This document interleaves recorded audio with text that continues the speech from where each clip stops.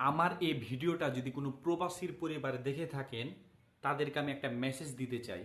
আপনার সন্তান, আপনার স্বামী, আপনার ভাই যদি প্রবাসে থাকে আর আপনি যদি ঈদ পালন করেন নতুন জামা পরে, তার আগে আপনার ভাইকে, স্বামীকে, আপনার সন্তানকে বলবেন যে তুমি একটা জামা, একটা শার্ট অথবা প্যান্ট কিনে তুমিও ঈদ করবা। কারণ আপনাদের চাহিদা পূরণ করতে করতে, আপনাদের সবার জামা কাপড় কিনতে কিনতে, আপনাদের কুরবানির টাকা দিতে দিতে সে তার নিজের কথাই ভুলে যায়। সে সারাটা দিন এই যে রুমে ঘুমিয়ে ঘুমিয়ে ঈদ পালন করে। কিন্তু আপনারা ভুল করেও তাদের একটা খবর নেন না, খোঁজ নেন না।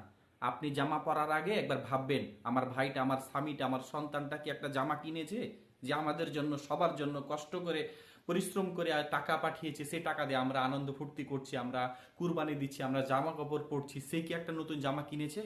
আপনি তাকে রিকোয়েস্ট করে, অনুরোধ করে একটা জামা কিনতে বলিয়েন, একটা শার্ট, একটা প্যান্ট কিনতে বলিয়েন, তাকে ঈদ পালন করতে বলিয়েন। আপনাদের একটা সামান্য ছোট্ট একটা কথা তার মানসিক যে শান্তিটা দিবে, তার ভিতরে কোটি টাকা দিয়েও সে শান্তি পাবে না। প্রবাসীরা এটাই চাই।